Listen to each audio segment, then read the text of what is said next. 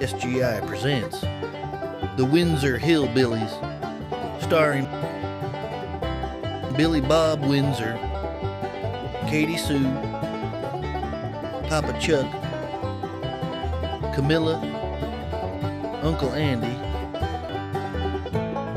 Cousins B and Jeannie, Uncle Eddie, and Aunt Sophie.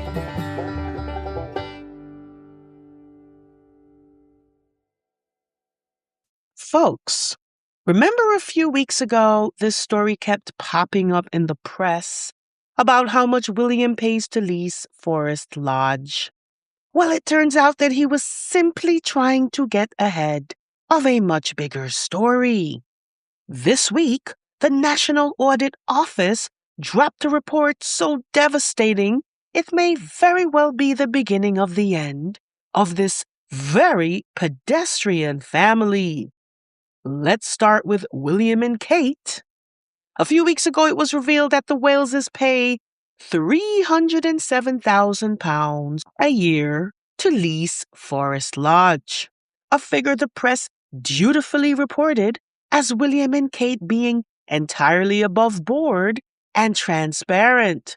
And he has also been very careful to point out that he pays the full market rent for his new property in Windsor, which is Forest Lodge, which is $300,000 a year, which works out at £842 a day. I was doing the maths.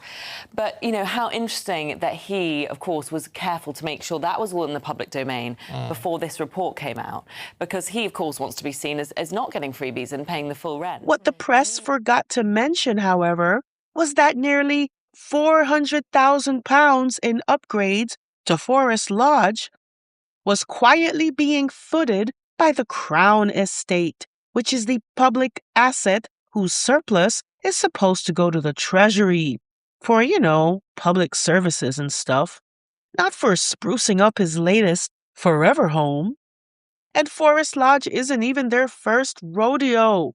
Before Forest Lodge, there was Adelaide Cottage, which the sovereign grant, and that would be the taxpayer, renovated to the tune of £1.5 million. But we need to go back even further to a little story involving two kitchens. When William and Kate renovated apartment 1A at Kensington Palace, the public bill came in at £4.5 million. Now, folks, when you hear apartment 1A, you might be forgiven if you thought this was some cozy little flat. But apartment 1A, Kensington Palace, is actually a 20-room, 4-story private residence of William and Kate. Well, maybe nowadays just William. Anyway, the renovation costs included £170,000 to refurbish a large kitchen, picked up by the taxpayer. But that wasn't enough. It emerged that a second kitchen was needed so that William and Kate could cook away from the staff. Palace aides rushed to their defense, clarifying that the fixtures and fittings, that's basically the faucet and the door handles, were being paid for privately. However, it turned out that the underlying structural work, which was pretty much the bulk of the renovation, once again came from the public purse.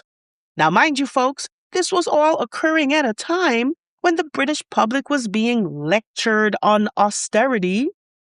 That was 2014. Today, in 2026, the National Audit Office confirmed that William and Kate pay zero rent for apartment 1A on the grounds that it remains their quote-unquote official residence. So, folks, let me get this straight. William and Kate have a vacant 20-room London luxury apartment, completely rent-free as a second property, while their latest forever home was renovated at the public expense. This is all while Britons are being told to tighten their belts. Now, we all know that William's Duchy of Cornwall, a private land empire he inherited upon becoming heir, brings him annually over £20 million. The question then is, why does the public have to keep picking up the renovation bills for a man pulling in that kind of private income? Which brings us to William's latest masterstroke of public relations, the Duchy selloff. In May, conveniently timed just before this report landed, William announced plans to sell roughly 20% of the Duchy of Cornwall estate over the next 10 years, generating an estimated £500 million that he says will be reinvested into affordable housing. The press, of course, reported this as a heartwarming story about a forward-thinking future king, but allow me to offer an alternative perspective. The Duchy of Cornwall is not subject to corporation tax. It enjoys unique legislative exemptions that no standard commercial developer could ever dream of accessing. Let me give you an example, folks.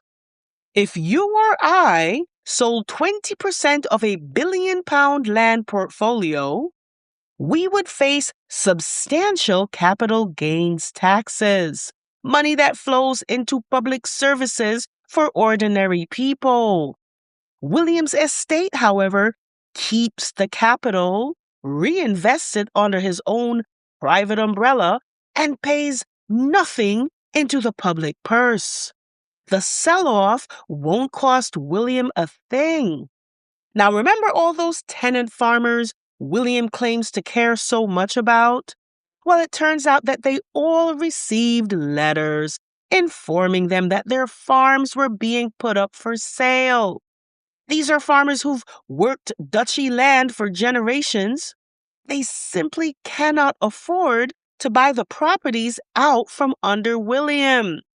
It's no wonder the rate of suicides has skyrocketed among tenant farmers in the last decade. They have no sense of security.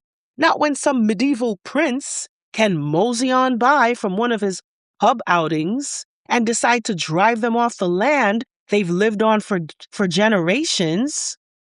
So to be clear about what's actually happening, William is selling off public adjacent land he inherited, paying no taxes on it, increasing his own private income in the process, using it as a headline to distract from the NAO report, revealing that the public footed the £400,000 to renovate his latest forever home while simultaneously maintaining a rent-free 20-room apartment in London he, quote-unquote, officially doesn't live in.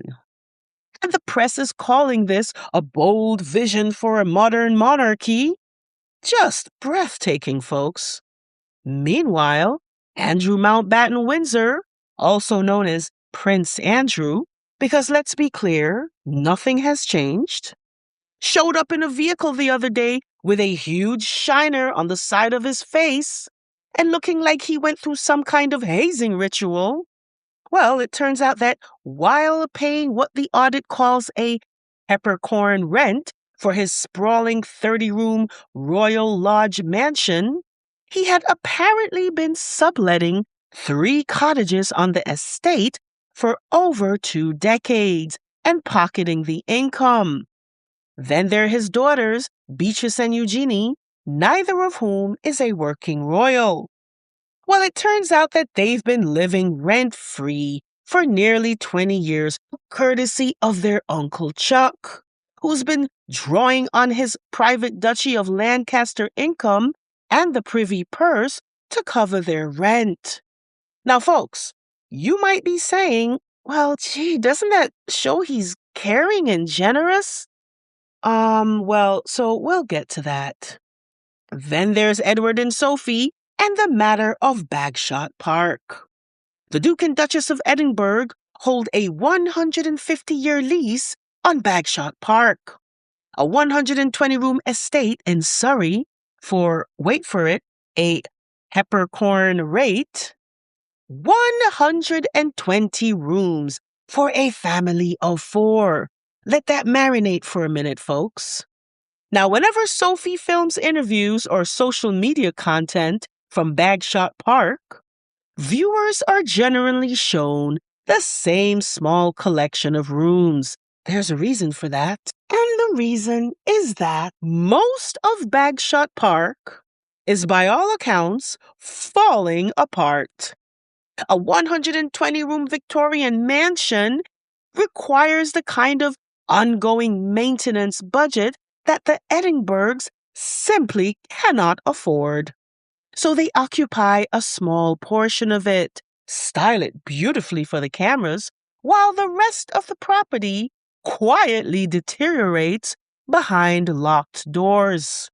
Which raises the question, why does a family of 4 need a 120-room mansion for which they are paying a 150-year peppercorn lease in the first place?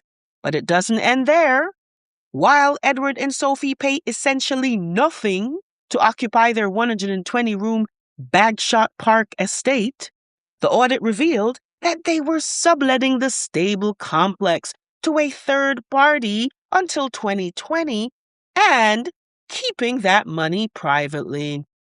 So the public gets a crumbling mansion occupied at nominal cost, ongoing maintenance burdens, and nothing returned to the treasury. Folks, the Crown Estate is not the royal family's property. The Crown Estate is one of the largest property portfolios in the United Kingdom. It includes urban commercial property, rural land, coastal rights, and some of the most valuable real estate in the country. It generates billions of pounds in annual revenue, and that revenue does not belong to the king personally. It belongs to the crown, a legal distinction that means the profits are surrendered to the UK Treasury in exchange for the sovereign grant, which funds the official working costs of the monarchy. The surplus is supposed to flow back to the public coffers, funding public services for ordinary people. What these peppercorn lease arrangements do is hollow out that public benefit. Now let's talk about Frogmore Cottage, because I want you to take into consideration everything you have just heard. Queen Elizabeth, before she died, gifted Frogmore Cottage to Harry and Meghan as a wedding present in 2018. And before anyone starts picturing a charming Windsor retreat, here's what they were actually handed. Frogmore Cottage was not a gift so much as it was a problem. It was a derelict wreck, a property so dilapidated that had been carved into 5 separate rundown staff units with rotting ceiling beams, failing floor joists, outdated gas water mains and electrics that hadn't been updated since it was first built. It was, in the most charitable possible terms, a fixer-upper. In reality, it was a mess that nobody else wanted. The complete overhaul required to make it habitable as a single-family home cost £2.4 million and was initially paid for by the sovereign grant. Now, for some strange reason, out of all the other publicly funded royal renovations, this is the one that triggered enormous outrage. When Harry and Meghan stepped down as working royals in 2020, they agreed to repay the entire £2.4 million in full, which they did out of their own private funds. So to be precise, the public paid to make the building habitable, and then Harry and Meghan had to repay it. Then, in January 2023, Charles evicted them. The official reason? According to Palace insiders, Harry's memoir, Spare and their Netflix docuseries, leaving them without any official base in the UK. The property then sat entirely empty for over 3 years, collecting no revenue. When Prince Andrew needed to find somewhere else to live after he had been informed that he'd be getting kicked out of Royal Lodge, from which he was literally dragged kicking and screaming, he reportedly looked at Frogmore Cottage and decided it wasn't good enough for him. But don't worry about Andrew, folks. He's since found another palatial property on the Sandringham estate, courtesy of his brother. And now we are learning that the Crown Estate is planning to gut Frogmore Cottage entirely. The reason? To remove all traces of Meghan. Very much not a racist family. Can you just let me know, is the royal family a racist family, sir? No, we're very much not a racist family. Now, for those of you listening who still believe Charles is just a generous, cuddly old king doing right by his family, and that he needed to punish his own son and daughter-in-law for what exactly? Because he wrote a book where he mostly said nice things about him? I want you to direct your attention to this individual, Bishop Peter Ball. Peter Ball was the Bishop of Gloucester, a close personal friend of then Prince Charles. In 1993, Ball was forced to resign after being arrested for gross indecency involving a teenager. This was no secret, but a matter of public record. Rather than distance himself, in 1995, Charles wrote Ball a private letter where he lamented on, and I quote, the monstrous wrongs that had been done to him.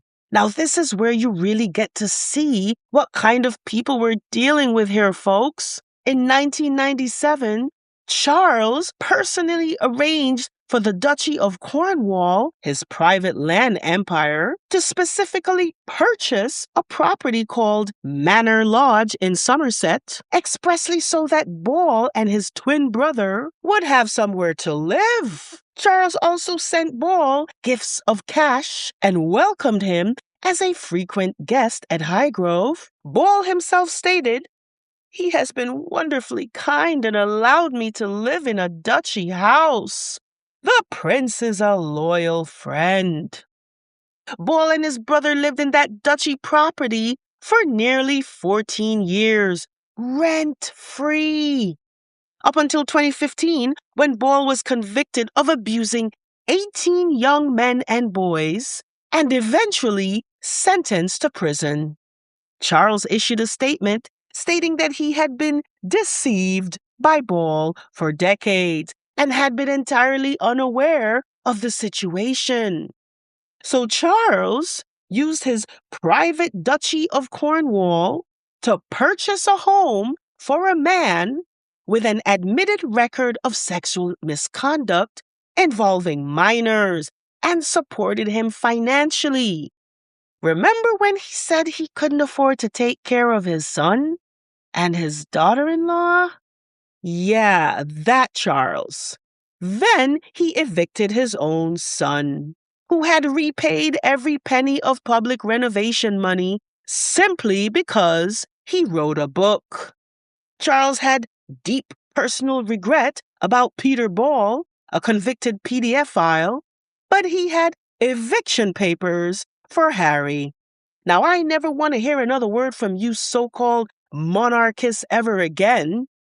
And it's not only Charles that seems to have a soft spot for these child molesters. It turns out that while Andrew was being publicly dragged for being a creep, William sent him messages expressing his sympathy and concern for his mental well-being, all while wanting to have his own brother drawn and quartered. And that brings me to this last story. Now, this was a story all over the press this week. William enlists Kate Middleton's help ahead of Princess Charlotte's difficult milestone. Now, folks, I had no idea what the story was about, but then I thought, why would William need to enlist Kate's help about her own daughter? Is Charlotte no longer living with Kate? But then upon further reading, I discovered with great consternation that William was talking about Charlotte's impending menstruation. Folks, what the hell is wrong with this guy? Is there any PR stunt that he will not use his own children for? Now, I realize he desperately wants to come off as relatable, folks. But, folks, I want to ask you something. Did you need to know whether or not Charlotte has begun menstruating? The only thing I want to know about these children, whether it's Princess Lilibet or Princess Charlotte, is that they are fine. I don't need to know anything about something as personal as this. But this is yet another example that William is not working with a full deck. The press, of course, tried to put a positive spin on it, claiming he's opening up the discussion in order to destigmatize it. But the British press will never come out and say that William is a moron. Whatever he says or does, it will be spun as positive. William could probably relieve himself in the middle of Windsor Great Park, and the press would report that he's spearheading a new environmental initiative. Besides, it's none of his business. But now, thanks to William, the whole world now knows what stage of puberty his young daughter is going through. Unless, of course, this was yet another distraction from this bombshell NAO report. And folks, would it surprise you that William would use an issue as personal as this to deflect attention away from yet another royal scandal involving finances? Well, we all know he sent Kate to Italy to distract the public from the fact that he wanted to go watch Aston Villa. I wonder what else he's capable of. Stay tuned, folks.